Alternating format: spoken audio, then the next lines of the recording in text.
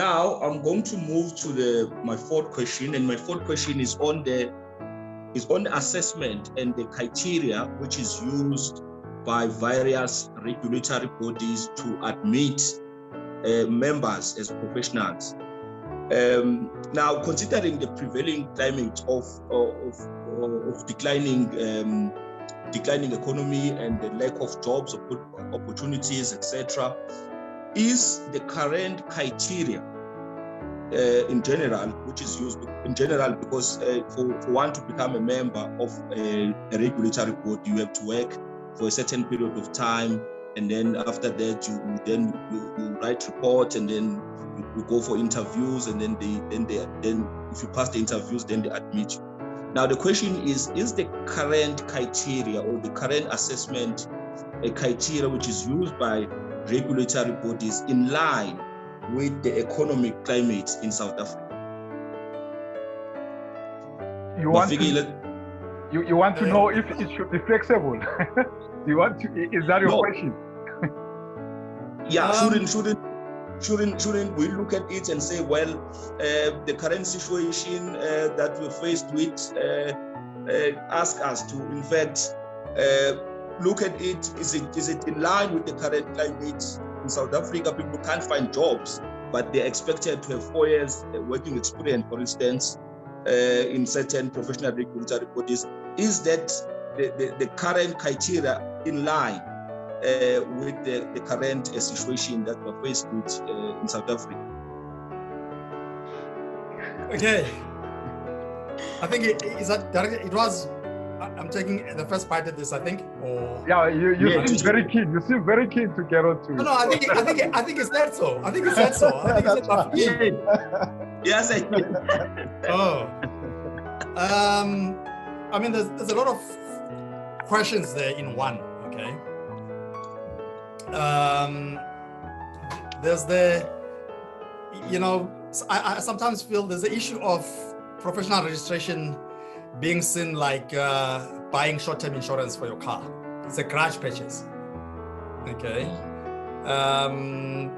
And times are tough, but even in good times, it's still seen as a garage purchase. Why must I pay these annual fees? And that's yes, the economics of where the countries find itself, or when an individual finds themselves being asked to cough out 3,500 rand once a year for renewal of for annual registration fees, it becomes a consideration like, your insurance premium monthly contributions. However, on the registration side, without the financial aspects, is that we are looking for, or regulated bodies generally look for, competency standards. Now, there has to be some universally acceptable criteria for what constitutes a competency standard. And there's the conventional route, and then there's the RPL route, recognition of prior learning, which recognizes that not everyone who's practicing out there has either recognized or verifiable post-matric academic qualifications. It exists for a reason. Now, on the conventional mainstream through which the majority of people become registered persons, there has to be a defined set of criteria, Mlondi. Why? Again, I go to the point I made earlier before Nomvula joined, and which she then also mentioned after she joined, is that it's for the protection of the public. There are many instances where there are bogus doctors. I don't know, and maybe there are bogus engineers as well. I mean, there's a guy from Prasa who said he had a PhD, and it turns out he didn't have a PhD in engineering. What sort of vetting did that organization take to employ someone who purported to possess a PhD degree in engineering, running multi-billion rand train set procurement programs for one of our key public transport state-owned companies? I don't know. So where does professional registration fit in there? To protect the public. Make sure that there are competency standards. Do you have metric? Tick. It's a tick box exercise. Do you have NQF level 6, 7, 8 qualification that is South African Qualifications Authority approved? Yes. Does it fit within the National Qualification Framework to determine the competency standards that then we can give you a license to go practice? It's difficult to police, but there are people that are running projects or where clients have appointed them, or I don't know, one way or the other, that are not registered. It's still happening. And we're trying, this is where volunteer associations also have a role to play, that this is not supposed to be happening. Because I don't know which is Section K or the section of our Act that is very specific about that kind of vigilance. And so issues of competency standards, like I said, and Nomvula then alluded to institutions. And that for me falls in the realm of also transformation. Make sure that the competency standards are not exclusionary, either on the basis of color or gender or the academic institution you went to, because not all institutions are equal. Historically, they were not funded equally. They don't have a good founding base. They don't have wealthy benefactors that leaves millions of monies to them when those people die, because they started those institutions. And your big four in South Africa have good track records on that. UCT, Wits, Stellenbosch, and University of Pretoria. Their operating budget from student fees is very, very minimal. And so the issues of competency standards is a critical aspect of the regulatory function of regulatory bodies. In addition, of course, that you maintain your competency standards. It's the same with psych. I'm not sure about doctors, how they do it, but accountants, you have to do your articles. And I don't know, those guys, they go and do articles, I don't know for how long, get paid stipend and complain bitterly about it. And then one day, then they become chartered accountants. It's no different to regulatory bodies in the built environment. One of the important things is that there must be transparency, there must be fairness, there must be equity, and a just process in the registration of professionals. Thanks. Can I take a bite at it? Ne? Yeah. I think I understand you, because your question is, do the current economic conditions, meaning that people cannot be employed, also meaning that they can't register because they don't have the post-qualification experience. Yeah. Now you will find that I would have graduated in 2020. I'm unable to get a job because I'm not registered. And I cannot register because I don't have post-qualification experience. I call it the missing middle. For me, it is really a concern within the built environment industry. Because number one, let me indicate that from the institutional level, it depends what your exit level is. We used to have diplomas, national diplomas, and then the post-qualification experience that will be required would be more years. And I know that it was reduced to 5 years or so. But obviously at honors level, masters, and then PhD, it depends where you exit. And your exit point will determine the number of post-qualification experience that the regulatory body will require. But for me, the current economic conditions have made it worse. But it remains the concern, because, for example, when we go to institutions, we are seeing the numbers, we are seeing the females, even in the graduation output, but they are nowhere to be found in the industry, because when they graduate, they basically fall into a hole. We are not like doctors where within the medical fraternity, when you finish, you've got a hospital where you go to go and do a program. A model that we tried was the Tutuka model, SAICA, the accountants, how they do it. So within the built environment and the current economic conditions make it worse, that missing middle is there, it's a reality. And then with all those aspirations and dreams that the graduates have, they don't know where to belong. We end up finding them where? We find them at Wimpy serving us coffee and all of these places.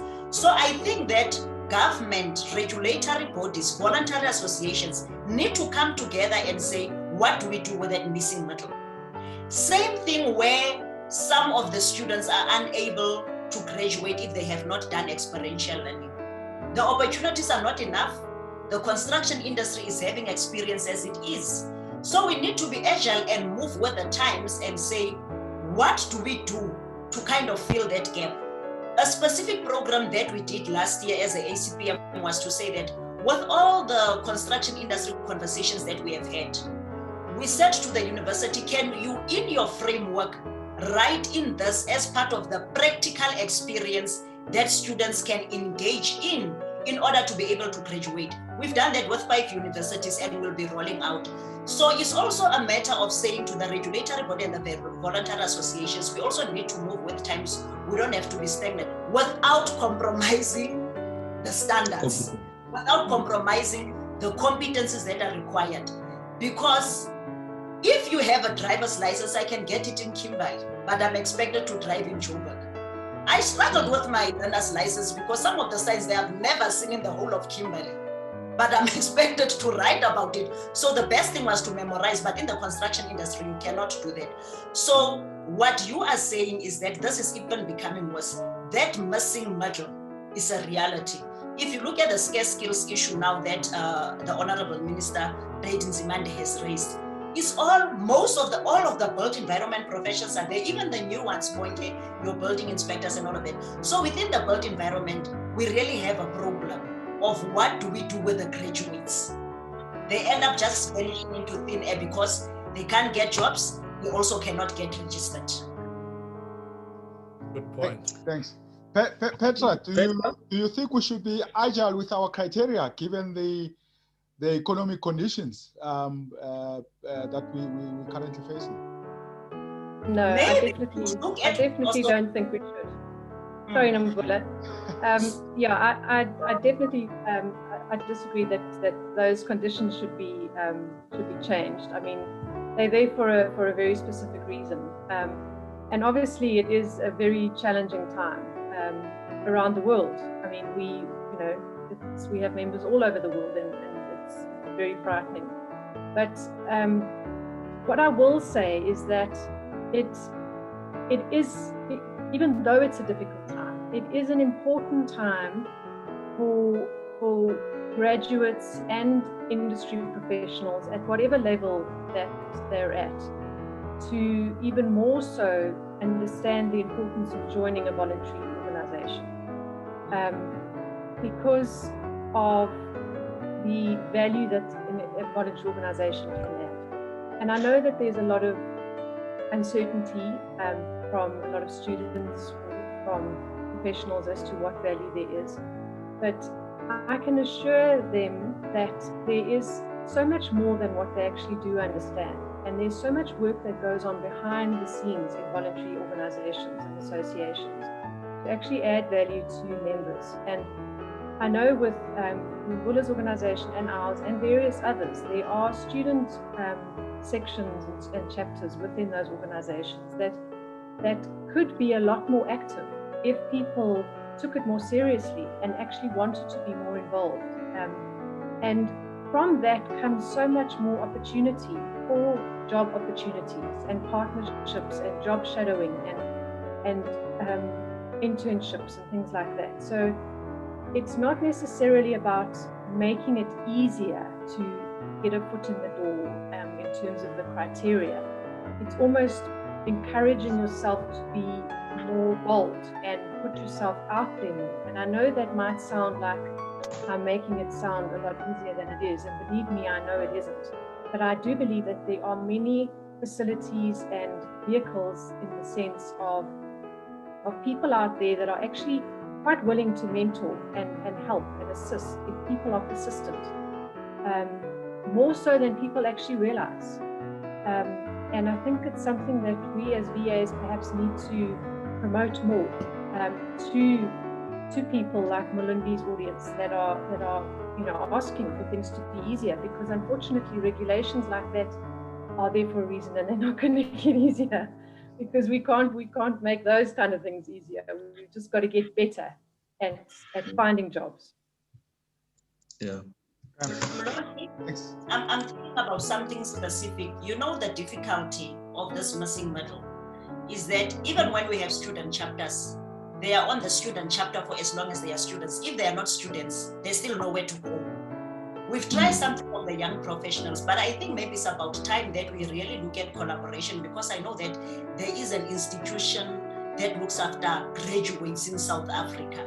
If maybe we could approach that institution, because then we don't reinvent the wheel, to rather have sectoral graduate chapters. For me, that is one of the solutions. Instead of us now as a Built Environment saying we want to create our own Tutuka program and is to approach that institution and say, create a sector kind of a graduate program. I think Bonke, they participated in one of the previous councils. But another thing that could work,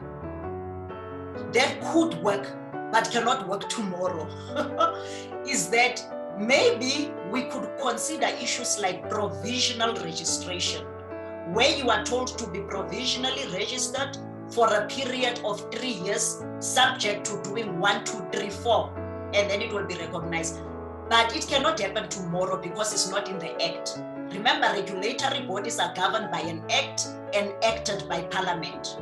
So it still cannot happen tomorrow. Whether they are able to write that in the guidelines is another matter altogether. So I don't know. That is a problem that needs to be further explored. It is a challenge. Wouldn't you say that the current the candidacy program, like for you to become a PR, become a candidate, wouldn't that take care of the provisional registration part? No, because even to become a candidate, there's a certain criteria that you need to follow. So it is on your exit level at the university. So it wouldn't, because what if I've got diploma, even if now it's been phased out by the universities, I'm still going to require 5 years post-qualification experience. I'm speaking under correction. I don't know if the years, Bonke, have been decreased or if it's still 5 years. So if your honors is 4 years, if you are masters and so on, please, in terms of the years, I have forgotten. I am not that sure. So it still wouldn't take care of that. So that missing middle remains. So that's why I'm saying one of the quickest solutions is to approach the institution that works with graduates and have a sector chapter, and then that could be where they are parking.